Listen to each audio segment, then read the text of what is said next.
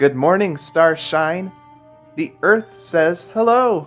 I cannot express enough just how excited I am to be here. Out of everything I've planned to make this year, this is by far the video I've anticipated working on the most, because today we're discussing a film I can go on about for hours. That film being Charlie and the Chocolate Factory. Charlie and the Chocolate Factory is a tale that needs no introduction. You all know this story. Young poor boy Charlie Bucket discovers a golden ticket, allowing him to go on a tour of weirdo candy maker Willy Wonka's factory, only to end up with a grand prize he never expected, all while other rotten kids who got to enter end up getting punished for their bad deeds, and for the Wonka man to also end up with something he never expected. The plot of this film is near identical to the book, only with a changed ending and the Wonka B-plot. So here's the backstory. Roald Dahl's inspiration for the Charlie and the Chocolate Factory book brings a smile to my face. As a kid, he imagined what it would be like to be a chocolatier, and this is the idea that motivated him to create his most iconic story of all. God, I love the book. Like, so much, guys. Give it a read. The old film, I'll just be honest, was a fun but cheaply made advertisement for a line of Quaker products that backstabbed and frustrated its author, yet gets worshipped by the general public constantly, or at least today. Back then, it did good enough with audiences and critics, but mediocre at the box office. While Dahl and most of his fans could not stand it. Dahl was shut out during the film's production, and he was credited for a script he didn't write. Re-releases, reruns, and Gene Wilder are what really attached people to it. Now, don't get me wrong, I still have a good time watching the original. It's not just nostalgia and memes. Gene and some other actors are very charming, and I love some of the songs and such. But I can't help but feel bad for Dahl. The 2005 version, meanwhile, is a beautiful adaptation of Roald Dahl's tale that was made to compensate for the past, with its own unique style, yet is unbelievably faithful to the source material. Burton himself and Dahl's widowed wife Felicity were very adamant on getting the story right, and that certainly paid off.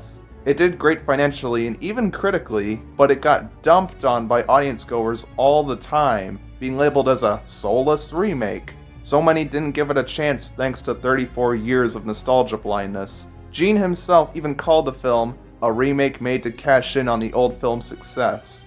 But hey, with all our debates aside, I think we can all agree Tom and Jerry Willy Wonka sucks, right? Now here's my own personal history with Charlie. As a toddler, I feared the Willy Wonka property, and I'm still not so sure why. Maybe it was the appearance of the 71 Oompas, I don't know. And it was actually the 2005 version where my earliest memories originated from. For the longest time, there were 3 individual shots from this film that stuck in my head, all of which I had a false memory of. The upper area of the pipe I thought had a blender inside it. Grandpa Joe says, "He's up high," when looking at Augustus. And the squirrels were brown rabbits, for some reason. All of these shots were carved into my mind, but I still didn't know their source. It wouldn't be until later that I fully watched the Stewart version, and man did I feel a tad disappointed. Not just from the lack of these memories, but even stuff like the factory tour, which felt underwhelming. Like, you called this the inventing room? Paw! And even though I generally enjoyed this older version for years, I was delighted to find another one. I came across it on TV during the Augustus scene, and it all just clicked in place. This was it. Afterwards, I was kinda obsessed and wanted to rewatch it again and again. I'm not even sure if I loved it just yet, but something kept drawing me in. As we all did, I eventually found out about people's disliking for it. You all know the main culprit. I was sort of acting along with people on the whole original is best thing, but deep down, I still held on to this version as my favorite. For so long, I was living in shame. It wasn't until 2019 or so that I discovered that other people loved and appreciated this film, and I learned so much more about it as a result. This was when I officially knew that I adored Charlie and the Chocolate Factory. From there, it's been the center of focus on this channel several times, and my love for it has only grown since. Every line of dialogue, every lyric, every funky sound effect, every sudden bit of movement, I know it all off by heart. Something I need to hammer home is that Charlie and the Chocolate Factory isn't a remake of the 1971 version, despite what many say. It's simply another adaptation of the book. It's clear that they wanted to distance themselves from that older film by not paying it any attention.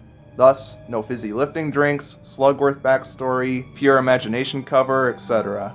The only things I can think of that are carried over are the shrinking hallway and bringing along one parent each. But here the hallway actually shrinks instead of making people bigger, and the other parents just wouldn't have added anything here anyway. Now, let's dive into the characters. Charlie himself isn't the most interesting or complex character in the film, but here's the thing, he's not supposed to be. He's sort of designed to be unspecial. He's made for us to insert ourselves onto to view all the weirdness surrounding him. 1971 Charlie had flaws, and I do like him, but this version shouldn't be viewed down upon. He's not only like how he is in the book, but he's such a sweet, good-hearted, loving child to the rest of the family that you can't not feel bad for him. Speaking of his family, all of them really stand out individually and feel like an important part of the story.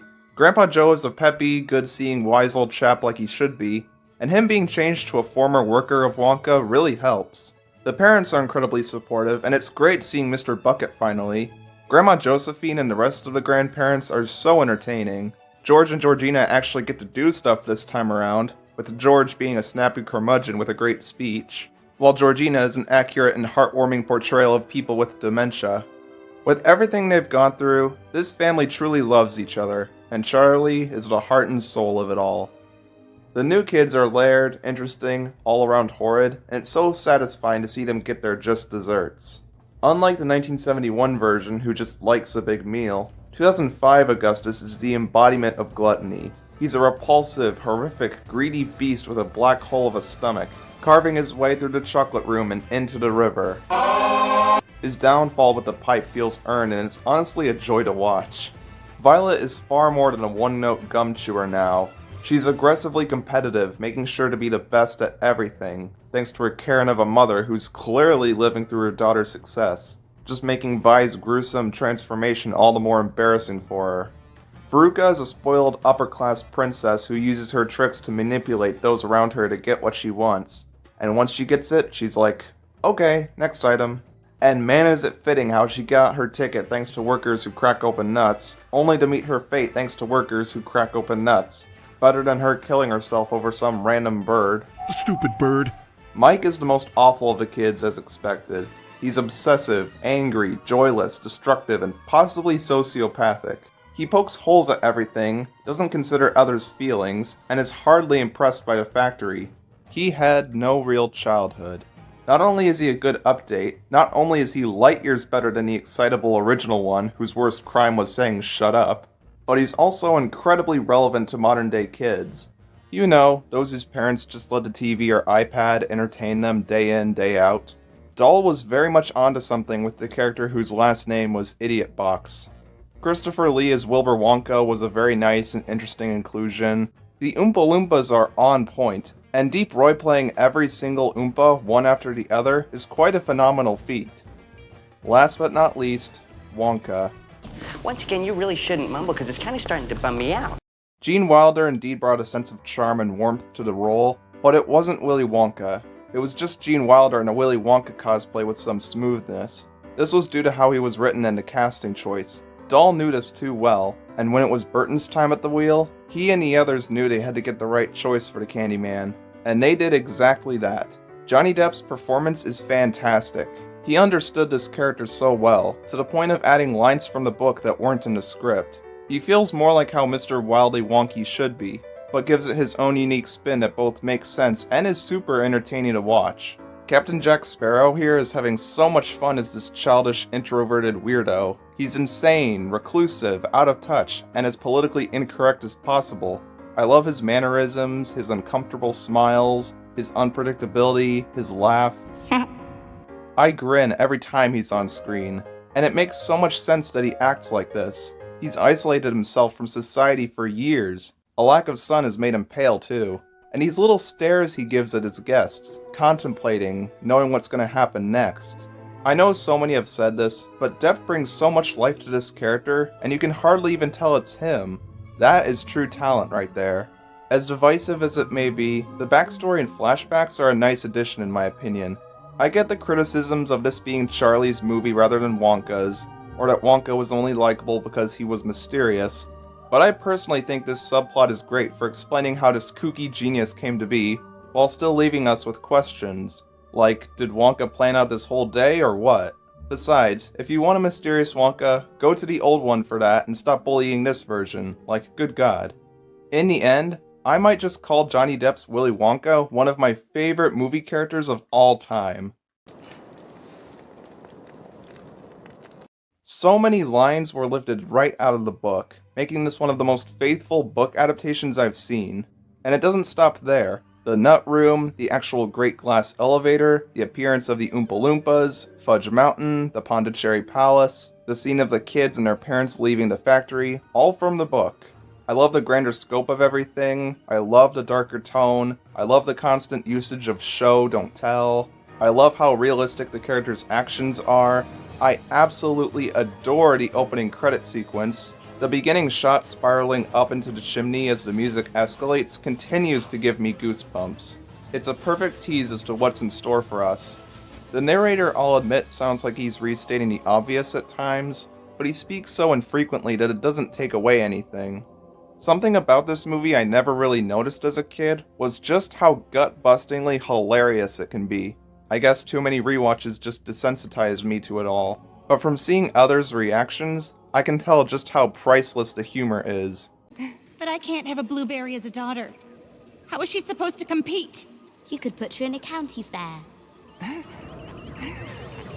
On the other side of the coin, this movie excels at striking your heart. Scenes like Charlie finding the last golden ticket are executed so well. They really do have such a sense of uplifting joy and triumph. And there are some pretty good sad moments too. From Charlie's sacrifices for his family, like trying to sell the ticket or turning down the factory, to Wonka reconciling with his father, to that beautiful final dinner scene giving our two main characters what they wanted. And even with all that, there are so many epic thrills in this. The squirrel attack, Mike getting zapped, the not scary tunnel, the elevator ride, it's such a fun adventure. Now, I can't go any longer without discussing the visuals. Oh my god. The production design deserves so much praise. The sets, for instance, are fantastic. The bucket house looks like it could cave in if I were to just lean up against it, yet it lovingly represents the humbleness of the Bucket family inside. The other outside world locations are very stylish, even in the way they're shot. And the factory. My goodness. The outside of the factory is just so special. It's huge, uniquely shaped, imposing, almost intimidating with how it towers over everything around it. Gray, covered in fog and snow, a far cry from the forgettable exterior of the old factory. The combination of sets, props, and CG makes this place look grand.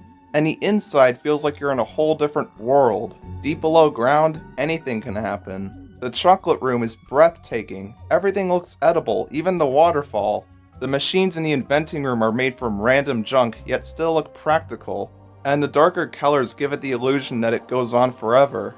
The nut sorting room has such a zany appearance. Huge respect to everyone who trained the squirrels, too. The newer television room with all its operating parts make the old one boring. Every other room also feels incredibly bizarre or gigantic. It all succeeds at showing us how crazy Wonka's home is, while making us crave even more. The factory stay does not drop the ball on what it promises, unlike the original.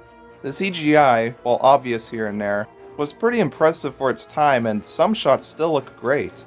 The visuals feel like a tribute to Dahl's style while still containing that extra Burton flair.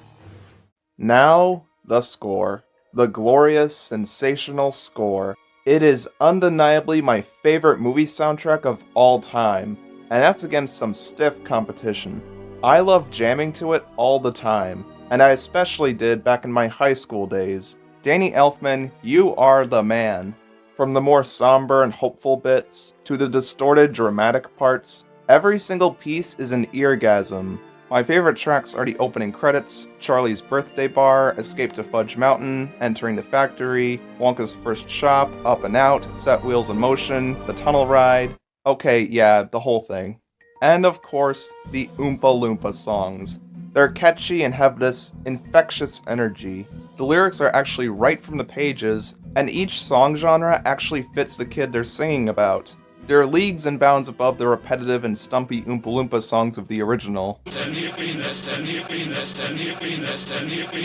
Even the demo versions are worth a listen to. And as said earlier, Coming across other fans of this movie was, to say the least, cathartic. I'm so sick of the fact that anytime I bring this movie up, people always say something like, "That one isn't as good as the original," or "That's such a terrible remake of a classic and beloved film." These statements could not be more wrong.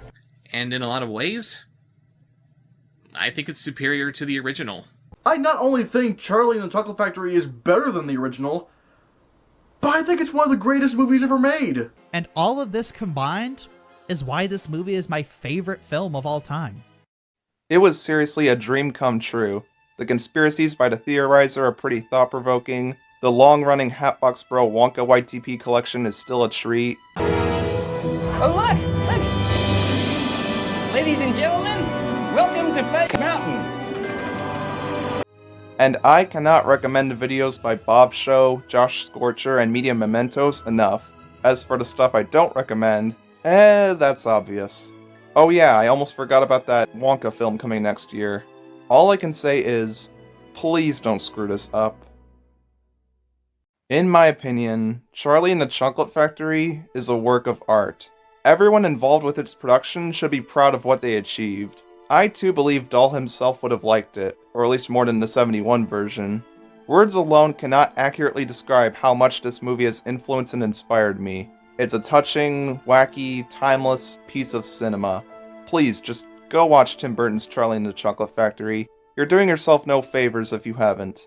And it's okay to not care for it or prefer the original, so long as both films get the respect and fanfare they deserve. I know for sure that I will cherish this version for as long as I live, and I don't think things would be the same for me if I wasn't a fan of this gem. Without it would be a huge specific gap that I don't think anything else could really fill. What more can I say other than that I adore Charlie and the Chocolate Factory, and I'm so pleased to have given my thoughts on it after all this time.